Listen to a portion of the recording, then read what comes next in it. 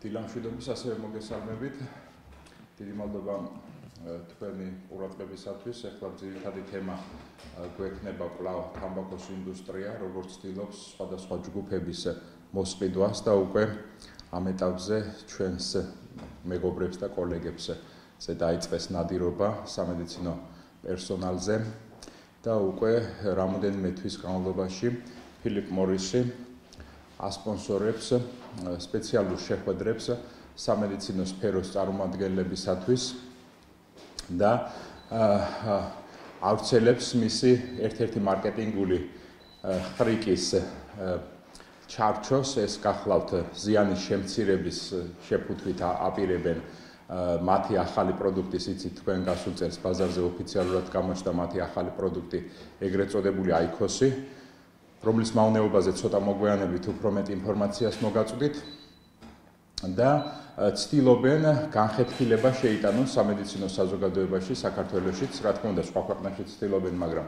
საქართველოში ინტენსიურად უკვე 4 შეხვედრა გაიმართა, 3-ზე ინტენსიურად სხვადასხვა დარგის სპეციალისტები იყვნენ მიწვეულები, მათ შორის ფთიზიატრები, ონკოლოგები, სტომატოლოგებიც კი და ხდება მათი, ესე რომ ვთქვათ, დამუშავება იმ თვალსაზრისით, თითქოს მათი ეს პროდუქტი ყოფილა თურმე ნაკლებ ზიანის მომტანი ჯანმრთელობისათვის და მე უკვე სხვა წყაროებს მოგცემთ, რა თქმა უნდა, ოფიციალურ წყაროებს, ჯანმრთელობის მსოფლიო ორგანიზაციის და ასე შემდგომ, რომელიც რა თქმა უნდა აქარწყლებს ამ სისულელეებს, რასაც ისინი ტირაჟირებენ და სამწუხაროდ რამოდენიმე ჩვენი კოლეგა ინტენსიურად არის ჩაბმული ამ პროცესში უკვე თითქმის ყველა ღონისძიებას ესწრებოდნენ და პრეზენტაციებსაც აკეთებდნენ.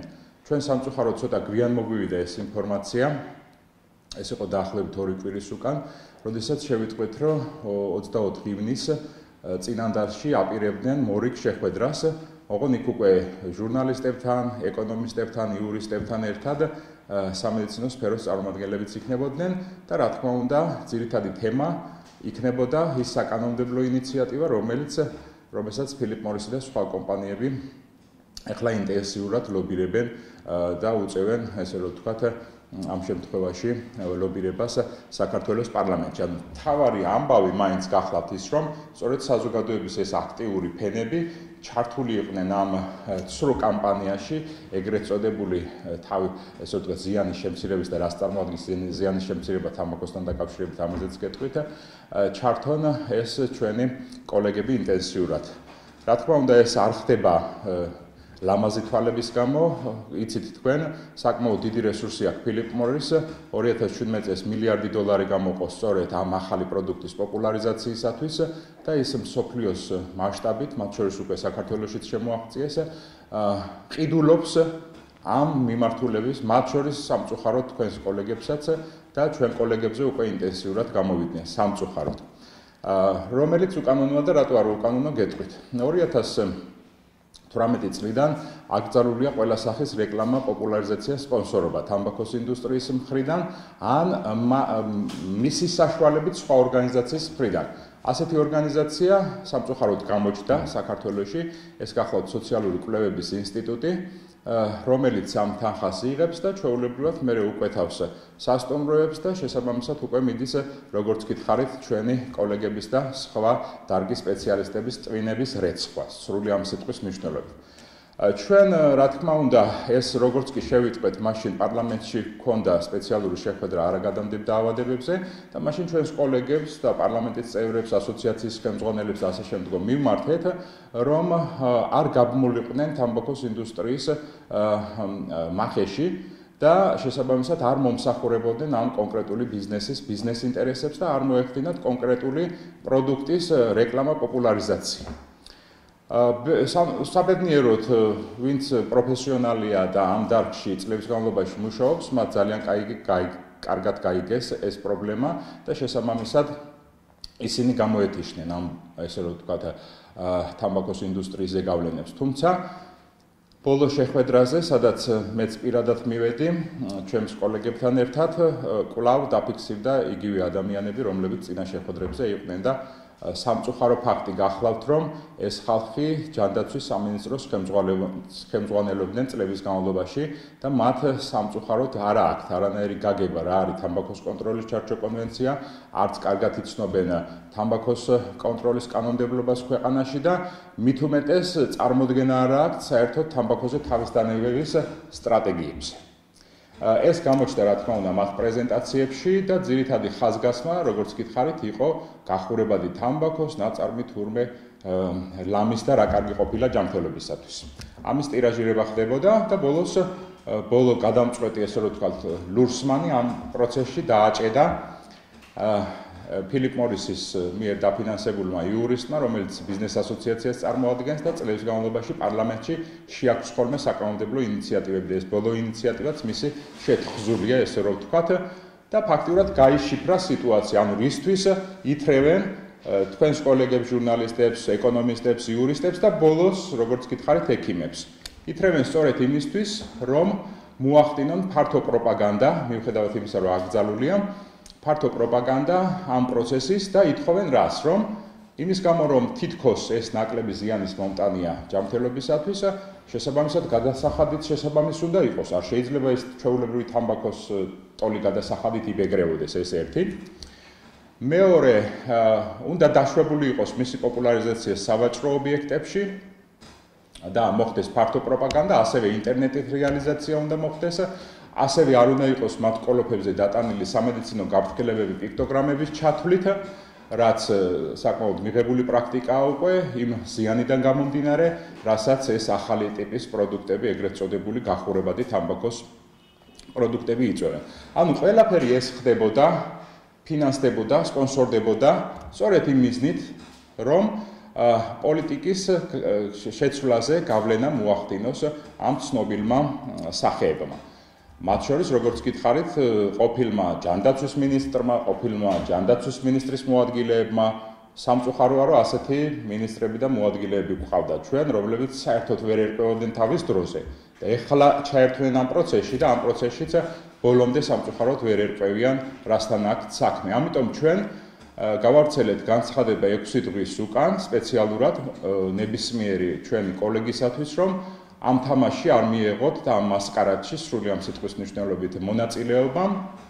სამწუხაროდ, როგორც გითხარით, ნაწილმა პოლიტიზირებულმა ჯგუფმა და პოლიტიკური ჯგუფების წარმომადგენლებმა და მინდა გითხრათ და ხას გაუსვამ ახლა ევროპული საქართველო მაგალითად პირდაპირ ღებულობდა დაფინანსებას იმისთვის, რომ პარლამენტში, წინა პარლამენტში მაგალითად მოეხდინათ ფილიპ მორისის საკანონმდებლო ინიციატივების გატანა და რაც რა თქმა უნდა ვერ შეძლეს და ეხლა კვლავ ესეთ ოპოზიციურ ჯგუფებთან თანამშრომლობით და ასეთ ესე რომ ვთქვათ, ეგრეთ წოდებულ პოლიტიკოსებთან, რომლებიც თითქოს არიან საზოგადოებრივი ჯანდაცვის ექსპერტები და სპეციალისტები, სამწუხაროდ ქმნიან, ესე რომ ვთქვათ, საფუძვლებს, რომ ჩვენ, როგორც სპეციალისტები, დაუპირისპირდეთ ერთმანეთს, ანუ თამბაქოს ინდუსტრიის ამ შემთხვევაში მიზანია სამედიცინო საზოგადოებაშიც შეიტანოს განხეთქილება. ვიღაც შეიძლება წამოეგოს ნებსი თუ ნეკლიეთ, მაგრამ ზოგიერთი შეგნებულად აკეთებს ამას. ეს ნიშნავს, რომ მათ უკვე პირდაპირი ოფიციალური შესაძლებელია თანამშრომლობა გქონდეთ თამბაქოს ინდუსტრიასთან, რაც რა თქმა უნდა ასევე აკრძალული გახლავთ თამბაქოს კონტროლის ჩარჩო კონვენციის მე-5 მუხლით და მე-13 მუხლით, რომელიც სპონსორობის და რეკლამის აკრძალვას ეხება. ასევე, როგორც გითხარით, ჩვენს კანონმდებლობაში შესაბამისი საჯარიმო სანქციებია და მივედით ჩვენ ამ ღონისძიებაზე და მოუწოდეთ იგივე მთავარი პრეზენტერი გახდათ სანდრო ურუშაძეც, ყოფილი მინისტრი და ჩვეულებრივად ჩვენი თხოვნა იყო და ჩემი მესიჯი იყო, რომ მომეწოდებინა კიდე ერთხელ ჩვენი კოლეგებისათვის, რომ ამ თამაშს არ აყოლოდნენ და არ შესულიყვნენ, ესე რომ ვთქვათ, შეცდომაში.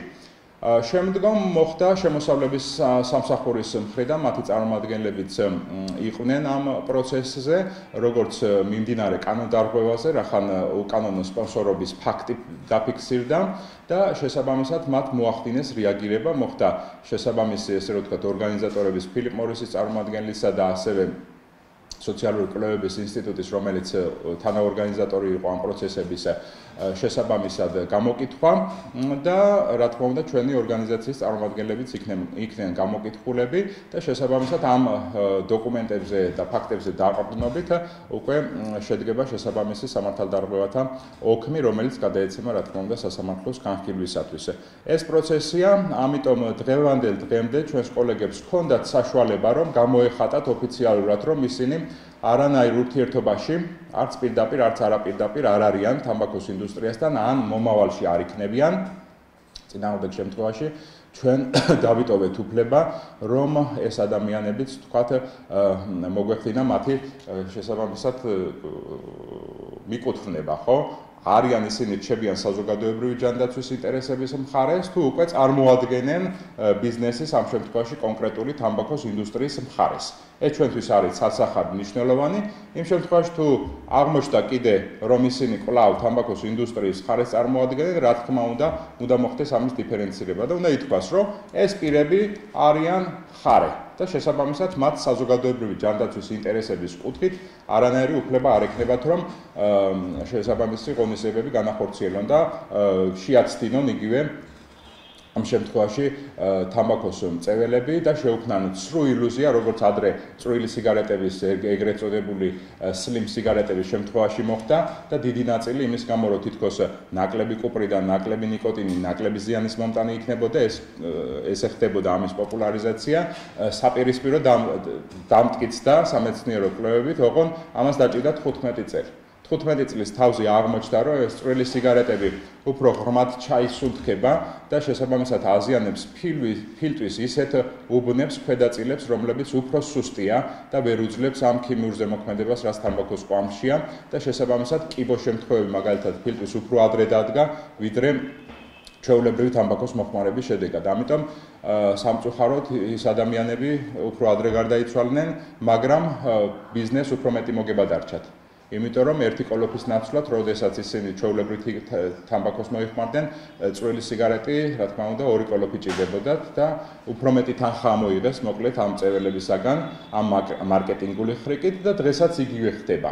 ანუ ეხლა უკვე თანამედროვე ტექნოლოგიების საშუალებით ხდება სამწუხაროდ ჩვენი მწეველი მოსახლეობის და მათ შორის ახალგაზრდებისაც. ეხლა უკვე თუ ატყობთ თქვენ სიტუაციას, ბუმია ამ ახალი ტიპის პროდუქტის მოხმარებაზე სამწუხაროდ და ეს გამოწვეულია სწორედ იმით, რომ არასწორად მიდის ინფორმაცია მოსახლეობაში, მათ შორის მედია საშუალებებით, ინტერნეტ მედია აჭრელებულია სწორედ ამ ცრუ ინფორმაციით, არა მტკიცებულებებზე დაყრდნობილი და თამბაქოს ინდუსტრიის მიერ თავიანთ ლაბორატორიებში შექმნილი ეგრეთ წოდებული დასკვნების საფუძველზე ამტკიცებენ რას, რომ აი ნაკლებ ესე რომ ვთქვათ ტოქსინების რაღაც რაოდენობას მცირე რაოდენობით შეიცავს და ეს შეიძლება კი არა პირდაპირ მტკიცებულებით ფორმით ამბობენ რომ ნაკლები ზიანის მომტანი იქნება. ეს არის აბსოლუტური შეცდომაში შეყვანა ჩვენი წეველი მოსახლეობის და ახალგაზრდების, რომლებსაც წარმოდგენა აქვთ, რომ შეიძლება ეს რაღაც ალტერნატივა იყოს.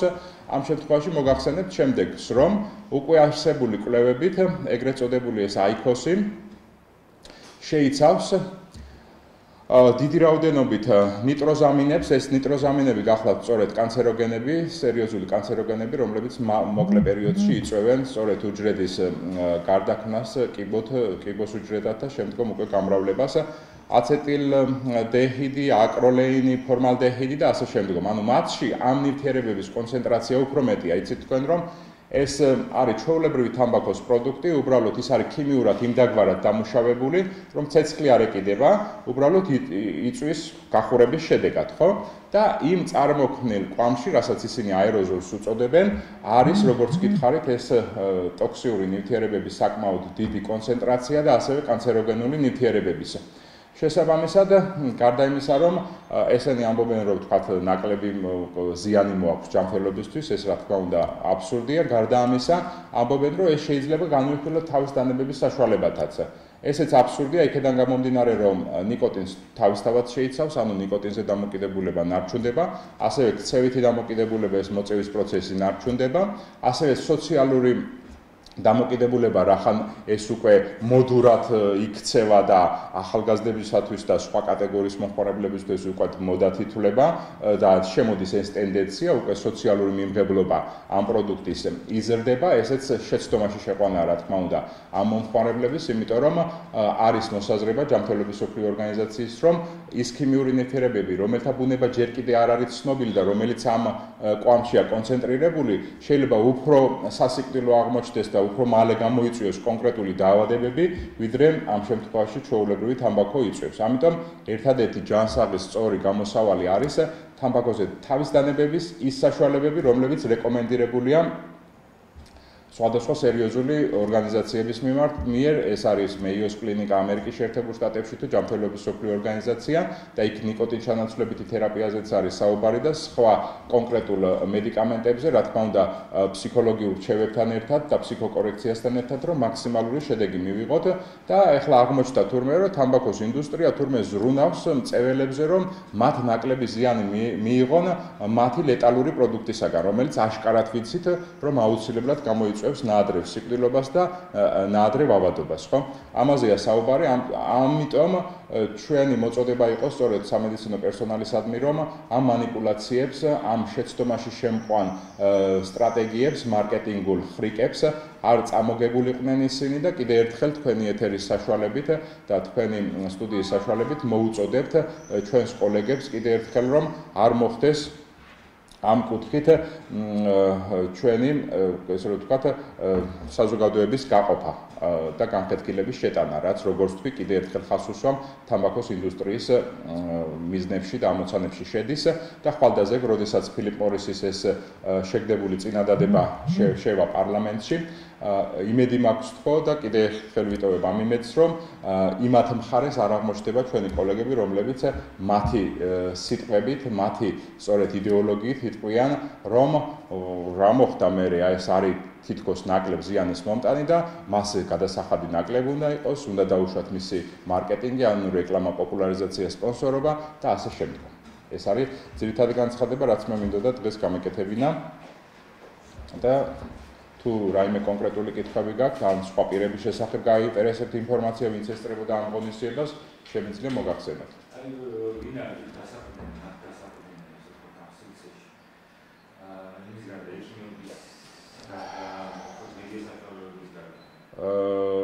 ეკონომისტების ნაწილი, რომლებიც იცით თქვენ, რომ ვიდრე სპონსორობას სრულად აუგზავნებდით, მაგალითად პერიოდულად თამბაქოს ინდუსტრია ასპონსორებდა და აფინანსებდა ტრენინგებს, მათ შორის უცხოეთში, ეკონომიკის სამინისტროს თანამშრომლებს, თბილისის სახელმწიფო უნივერსიტეტის სტუდენტებს, სოხუმის უნივერსიტეტის სტუდენტებს, კავკასიის უნივერსიტეტის სტუდენტებს. ოღონდ ეს სტუდენტები არ გეგონოთ მაჩანჩალა სტუდენტები, რა თქმა უნდა, წარმატებული სტუდენტები, ოღონდ ეკონომიკური და იურიდიული მიმართულებით. სხვა კატეგორია, რა თქმა უნდა, მათ არ აინტერესებთ, იმიტომ რომ ესენი არიან მომავალი პოლიტიკოსები, მომავალი, ესე რომ ვთქვათ, სახელმწიფოს მმართველობაში სერიოზული სიტყვის მთქმელი ადამიანები და ამ ადრეული ეტაპიდან მათ, რა თქმა უნდა, ლოიალობა შეექმნებოდათ და გამოუმუშავდებოდათ თამბაქოს ინდუსტრიის მიმართ, ანუ ეს არის ინვესტიცია მომავალში.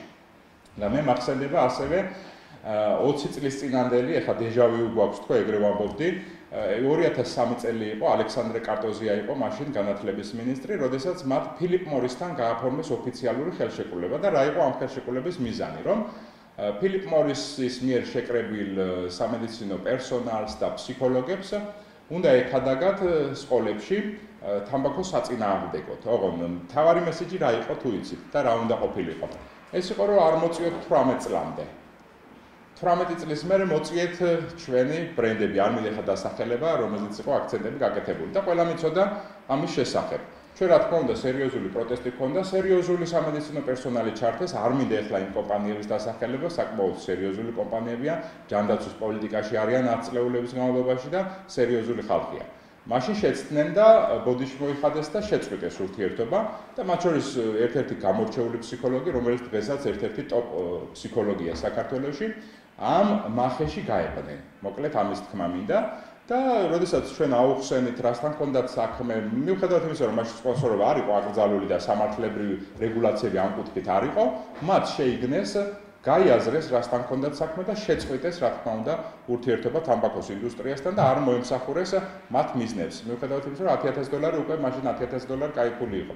გადაიხადეს ბილბორდებით აჭრელდა ქალაქი, მაგალითად ესეთი ბილბორდები არ გემახსოვრება თქვენ მომავალი ჩვენია ერქვა, ახალგაზრდა იყო გამოყვანილი და ბურთს ურტყამდა თითქოს და სპონსორი ამის იყო, რა თქმა უნდა, თამბაქოს ინდუსტრია. და ამ პლაკატებით შედიოდნენ სწორედ იმ ვარიანტში, რომ აი ჩვენ პოპულარიზაციას უწევთ თითქოს ცხოვრების ჯანსაღწევს, მაგრამ ძირითადი იდეოლოგია მიდიოდა თავისუფლების კონცეფტზე. რომ თქვენ ხართ თავისუფლები, აი სრულწლოვანები რო გახდებით, მე არჩევანის თავისუფლება გაქვთ და როგორც გინდა ისე მოიწამლავთ თავს ან ასე შემდგომ და აგერთ ჩვენი პროდუქტი. და თავაზობდნენ, რა თქმა უნდა, მათ კონკრეტულ პროდუქტს. ეს იყო ამაში იხდიდნენ ფულს და დღეს უკვე მაღალი პოლიტიკური მიზნების მისაღწევად ითრევენ არამხოლოდ ჩვენ კოლეგებს, როგორც გითხარით, იურისტებს, ეკონომისტებს, ჟურნალისტებს და ამ არმიას, ვინც მოტყუდება, ვისაც გადაიბირებენ, ვისაც მოისყიდიან, რა თქმა უნდა, მათ მხარეს იქნებიან და ჩვენ არ ვართ ახლა ძალიან იდეალისტები, რომ შორს ვიყავთ იმ აზრისგან, რომ ექიმების რაღაც ნაწილი მათ მოემსახუროს და მათ ინტერესებს და მიეყიდონ, მაგრამ კიდევ ერთხელ მოუწოდებთ მათ, რომ ამ შემთხვევაში საზოგადოებრივი ჯანდაცვის ინტერესები უფრო მაღლა დააყენონ, როგორც ექიმებმა, ჩვენ სხვა სპეციალისტების ხალხს შეიძლება ვერ მოვთხოვოთ. მაგრამ რაც შეეხება მედიკოსებს, რომლებსაც პირდაპირ შემხებლობა აქვთ ადამიანების ჯანმრთელობასთან და სიცოცხლესთან, რა თქმა უნდა, ეს უნდა იყოს პრიორიტეტი და ადამიანების ჯანმრთელობა და სიცოცხლე და არა კონკრეტული ბიზნეს სუბიექტის, ამ შემთხვევაში თამბაქოს ინდუსტრიის ფინანსური სარგებელი. ქართული კომპანიები კიდე წარმოებული კომპანიები თუ არა? ისინი ახლა რასაც ვქენებობ დისტრიბუტორი კომპანიები უფრო, მაგრამ ძირითადად ვინც ამ პოლიტიკის კუთხით სერიოზულ განაცხადებს აკეთებს, არის საერთაშორისო კომპანიები. ადგილობრივებს ჰქონდა გასულ წელს მცდელობა, რომ თუთუნის შეფუთვა შეემცირებინათ, რომ მოთხოვნილება თუთუნზე გაზრდილიყო, რაც რა თქმა უნდა არ დაუშვით. იმიტომ რომ ამ შემთხვევაში გაიზრდებოდა მოთხოვნილება ისეთ მოწყვლად ჯგუფებში, როგორც ახალგაზრდები და ბავშვებია. ასევე ამ ახალი პროდუქტის შემთხვევაშიც თუ მისი გადასახადი ნაკლები იქნება პოპულარიზაციას დაუშვებთ და ასე შემდგომ, გარდა იმისა, რომ დაარღვევს თელ ამ ეფექტურ კანონმდებლობას, რომელიც წლების განმავლობაში ჩვენ შევქმნით და აგერ იცით თქვენ როგორ კარგად მუშაობს, ხო? გარდა ამისა, რა თქმა უნდა, სერიოზულ პრობლემებს შექმნიდა და ქმნის ეხლაც ახალგაზრდებში და ბავშვებში და უკვე ინტენსიურად, როგორც გითხარით, ისინი იწყებენ ამ ახალი პროდუქტის მოხმარებას იმის გამო, რომ ვიღაცამ არ ჩათვალოს არა თანამედროვედ, ახლა სხვა სიტყვას არ ხმარობ ჟარგონებს, ხო? და ასე არის სხვათა შორის საკმაოდ წარმატებული ხალხი, რომლებიც თქვა დამოკიდებული იყო ამ პროდუქტზე, ახლა სპეციალურად გადადიან ამ ახალ პროდუქტზე, რომ მოაჩვენოს თავი საზოგადოებას, რომ ისინი თანამედროვე ადამიანები არიან. ეს არის ერთ-ერთი მიმართულება, რა თქმა უნდა, ამ მზაკვარი, ესე რომ ვთქვათ, და მკვლელი ინდუსტრიის, რომელიც თვითონ სანდრო ურუშაძეც ამბობდა და ეს წყაროები არის 14,000 ადამიანს კლავს ყოველწლიურად. და ამ ბიზნეს თურმე უნდა დაუჯეროთ და ამ ბიზნეს აქვს თურმე უფრო მეტი ინტერესი საზოგადოებრივი ჯანდაცვისთვის, ვიდრე ჩვენ გაგვაჩნია. ეს ხო აბსურდი და სისულელეა. და სამწუხაროა, რომ ამ აბსურდს წამოეგო ზოგიერთი ჩვენი კოლეგა. კიდევ ერთი შეიძლება ეს მომავალში თუ იგეგმება კი ამ თემას არ ეხება. მომავალში ამ რეგულაციების განკაცება თამბაქოსთან დაკავშირებით. კი ბატონო, კარგი კითხვა, დიდი მადლობა. ჩვენ რაღაც, ესე რომ ვთქვათ, ჯერ კიდევ უნივერსალური კანონი არ აქვს, კიდე დახვეწა საჭიროებს.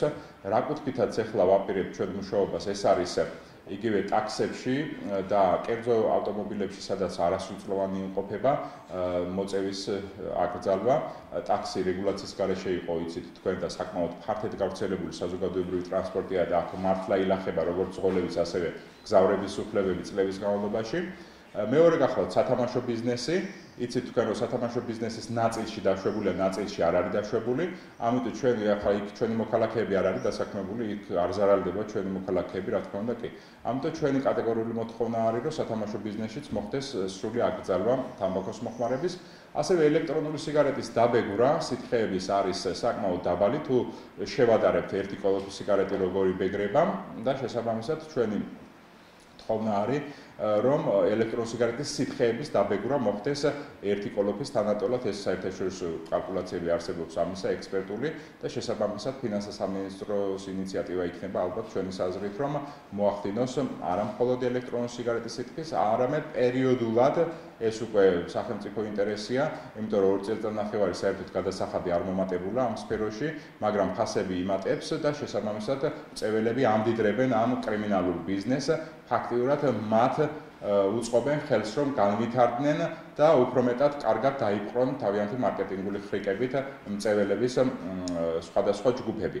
ამიტომ ჩვენი, რა თქმა უნდა, ინტერესი სახელმწიფოსი არის, რომ ამ ლეტალური და ჯერჯერობით ლეგალური ნარკოტიკისაგან რაც შეიძლება მეტი შემოსავალი მიიღოს, მით უმეტეს ევროკავშირთან ჰარმონიზაციის პროცესიდან გამომდინარე 5 წელიწადში უნდა მოხდეს დაახლოება მინიმუმ ევროკავშირის ფარგლებთან, ანუ გადასახადის რეჟიმთან, ეს გახლავთ დაახლოებით 7 ლარია აქციზი ევროკავშირში. ჩვენთან ჯერ კიდევ 1.7, ანუ საკმაოდ დაბალი, ესე რომ ვთქვათ, ნიშნული აქვს, თუმცა ამას გარკვეული რისკები ახლავს და ამ რისკებზე ფინანსთა სამინისტროსთან ჰქონდა საუბარი, რომ იგივე აფხაზეთის ტერიტორიაზე მოხდეს სერიოზული, ესე რომ ვთქვათ, აქტივობების განხორციელება, მათ შორის ძალოვანი სტრუქტურების ჩართვით, რომ ის კორუფციული გარიგებები, რის საფუძველზეც კონტრაბანდა, ვთქვათ, აფხაზეთიდან იზრდება და ამით რეალურად ჩვენი ჩინოვნიკები, ადგილობრივი ხელისუფლების და ცენტრალური ხელისუფლების წარმომადგენლები ფაქტიურად ამ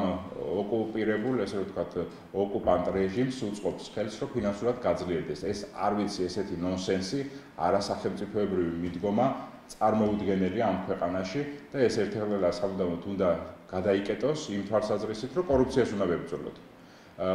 წილი ამ კონტრაბანდის ამ შემთხვევაში არ აღემატება 2-3%-ს. მაგრამ მაინც ხელზე გამყიდველებისაგან და ასეთი ვიწრო წვრილი მევაჭრეებისაგან მაინც თვალხილულია ეს პროდუქტი სამწუხაროდ, მათ შორის თბილისშიც, ამიტომ ჩვენ სერიოზული კრიტიკა გქონდა ძალოვანი სტრუქტურებისადმი, რომ ისინი ან ნებსით, ან უნებლიეთ, ან გარიგებაში მყოფები არიან და ფარველობენ ამ ბიზნესს, რომ ეს არ იყოს და საზოგადოებას არ ქონდეს ამის, ესე რომ ვთქვათ, აზრი, ესე რომ იფიქროს, ამ შემთხვევაში აუცილებელია სწორედ გამოვლენა მაქსიმალურად არა ერთი რომელიმე პოლიციელის, არამედ სერიოზული თანამდებობის პირით, იგივე ძალოვან სტრუქტურებში იქნება ეს თუ ცენტრალური ხელისუფლების სხვა შტოებში, რომ ვინ ფარველობს ამ კონტრაბანდას, ვთქვათ, იგივე აფხაზეთიდან. სხვა კუთხით კონტრაბანდა ჩვენთან რეალურად არაფერს არ ცვლის. მხოლოდ აფხაზურ აქციზიანი მარკებით შემოდის და ზოგჯერ ბელორუსულ აქციზიანი, მაგრამ ისინიც აფხაზეთის ტერიტორიიდან ხდებიან საქართველოს შიდა ტერიტორიაზე სამწუხაროდ. დიდი მადლობა. დიდი მადლობა თქვენ წარმატებებს გისურვებთ.